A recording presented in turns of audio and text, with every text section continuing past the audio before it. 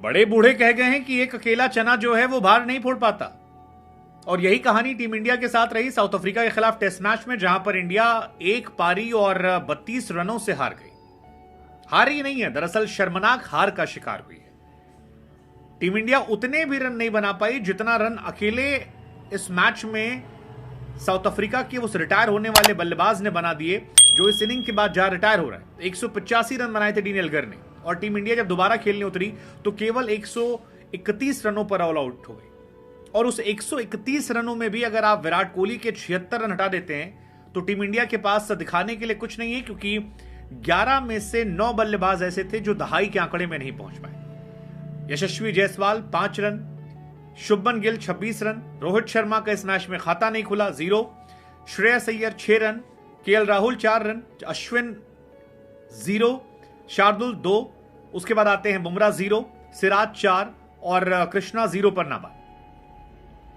कहीं कोने में बैठकर अजिंक्य रहाणे और चेतेश्वर पुजारा की आत्मा जो है रो रही होगी, कह रही होगी कि यार हमको रिप्लेस करने के लिए ही मिले थे, मतलब क्या कहा जाए। लेकिन इंडिया बहुत बहुत बहुत शर्मनाक हार का शिकार हुई, और यह हार परेशान इसलिए करेगी क्योंकि ज्यादातर प्लेयर वो थे जो लगातार रेस्ट कर रहे थे, सोच रहे थे कि यार बड़ी सीरीज आएगी, इतिहास रचेंगे, अब तक अफ्रीका में कभी हम जीते नहीं थे, पहली बार जीत कर आएंगे।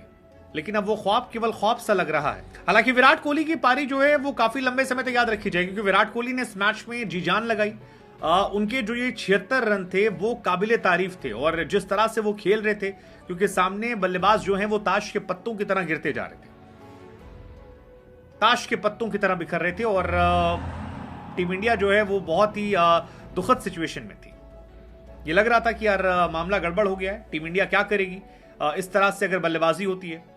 लेकिन विराट टिके, विराट ठहरे, और विराट पारी जो है उन्होंने फिर खेलने की कोशिश की, क्योंकि आखिर में स्थिति ऐसी आ गई थी कि हर बॉल पे शॉट मारना था, अगर आप नहीं मारते तो सामने वाला आउट हुआ था, इसलिए विराट कोहली आउट हो गए। एक शानदार कैच रबाडा ने जो पकड़ा, वो आई थिंक उस शानदार पारी के लिए वो शानदार अंत ही हो सकता था।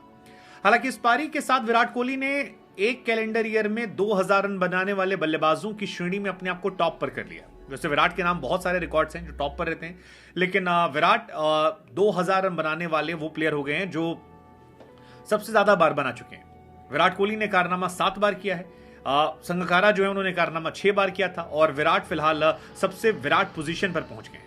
इस टेस्ट मैच में भी विराट जो है वो सबसे ज्यादा रन बनाने वाले बल्लेबाज बने। केएल राहुल ने पहली इनिंग में शतक मारा था, लेकिन सेकंड पारी में क्योंकि केवल 4 रन बनाकर आउट हुए, लिहाजा वो टॉप रन गेटर नहीं रहे। लेकिन साउथ अफ्रीका ने हमें डोमिनेट किया, हमारी बैटिंग को मानो एक्सपोज कर दिया, जबकि उनके बल्लेबाज टिके थे। और जहां तक बात है बाकी प्लेयर्स की, तो कई सारे प्लेयर जिनको लेकर सवाल खड़े हो रहे हैं, जैसे शुभमन गिल को लेकर सवाल खड़े हो रहा है, क्या शुभमन गिल केवल फ्लैट पिचेस के लिए? शुभमन गिल का एक स्टार्ट है जहां पर ये पता लगता है कि उनका एवरेज जो है वो इंडिया में 58 का है 2023 में, लेकिन जैसे ही वो सेना देशों के खिलाफ खेलते हैं, यानी कि साउथ अफ्रीका, इंग्लैंड, न्यूजीलैंड या ऑस्ट्रेलिया, उनका एवरेज जो है वो 8 का हो जाता है। और ये बताता है कि शुभमन गिल जो हाईएस्ट रन गेटर रहे हैं वो किस तरह से फ्लक्चुएट करते हैं अपनी बल्लेबाजी में, कितनी इनकंसिस्टेंसी जो है उनकी बल्लेबाजी में है, और इस प्रकार की इनकंसिस्टेंसी से क्या वो टीम में जगह डिजर्व करते हैं। अब इसको लेकर भी सवाल शुरू हो गए हैं, क्योंकि इस टीम के पास कई प्लेयर हैं जिनको मौका मिल सकता था, हालांकि शुभमन उनमें टॉप पर थे, लेकिन शुभमन गिल अब संघर्ष कर रहे हैं। 2023 में, या कहें कि वर्ल्ड टेस्ट चैंपियनशिप की हिस्ट्री में जो बल्लेबाज सबसे ज्यादा सिंगल डिजिट में आउट हुए हैं, उन बल्लेबाजों में इंडिया में 2 नंबर पर शुभमन गिल है। नंबर 1 पर विराट हैं जिन्होंने 57 पारी खेली, उसमें 13 बार, लेकिन शुभमन केवल 34 पारी खेलकर 10 बार सिंगल डिजिट में आउट हुए हैं। और उनका एवरेज भी जो टेस्ट का है वो बहुत फुद्दूस एवरेज है। मतलब टेस्ट क्रिकेट में अगर आप देखोगे तो शुभमन गिल केवल 32 का एवरेज रखते हैं, जबकि वनडे में वो 61 का एवरेज आता है। शुभमन गिल के 18 टेस्ट की 33 पारियों में 966 रन है, इससे ज्यादा तो रविचंद्रन अश्विन के थे जिन्होंने 1000 रन पार कर लिए थे 33-34 पारियों के बाद। शुभमन अभी भी 966 पर हैं, और ये परेशानी वाली बात है इंडिया की। वैसे अगर एक पारी में ऐसा हुआ होता तो शायद इंडिया इतना परेशान ना होती, लेकिन टेस्ट की दोनों पारियों में अगर आपके टॉप ऑर्डर के तीनों बल्लेबाज रन नहीं बनाते तो फिर ये परेशानी का सबब है। पहली पारी में भी शुभमन गिल 2 रन बनाकर आउट हुए थे, रोहित शर्मा 5 रन बनाकर, जायसवाल 17 रन बनाकर, श्रेयस अय्यर भी पहली पारी में नहीं चले थे, और सेकेंड इनिंग में भी यही हाल रहा। तो अगर आप देखोगे तो उनके गेंदबाजों ने हमसे अच्छी गेंदबाजी की, जहां पर रबाडा ने पहली पारी में 5 विकेट लिए, बर्गर ने 3 विकेट निकाले, और हमारे जो गेंदबाज थे, अगर आप बुमराह और सिराज को हटा दो तो बिल्कुल फुद्दू नजर आ रहे थे। मतलब शार्दुल ठाकुर, प्रसिद्ध कृष्णा और रविचंद्रन अश्विन अपना इंपैक्ट नहीं छोड़ पाए, और यही वजह है कि साउथ अफ्रीका ने 408 रन ठोंक दिए, जिसमें खासतौर पर एल्गर के 185 रन जो हैं वो हमें परेशान करने वाले थे।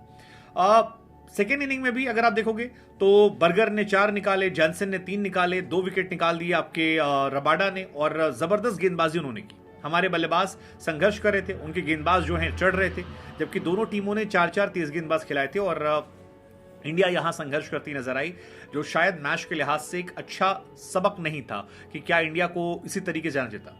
साउथ अफ्रीकन तेज गेंदबाजी के सामने इंडिया के बल्लेबाज बेबस नजर आ रहे थे, तेज गेंद जो है वो सीधे आ रही थी, और खासतौर पर इंप्रेस हुए हम बर्गर से, जबरदस्त गेंदबाजी की। लेकिन क्या अगला टेस्ट मैच इंडिया जीतेगी, और क्या इंडिया साउथ अफ्रीका में उस सूखे को खत्म कर पाएगी? क्योंकि अब तक सिर्फ धोनी की कैप्टेंसी में टेस्ट सीरीज हम ड्रॉ करा पाए, बाकी हर जगह हम हारे हैं, हर बार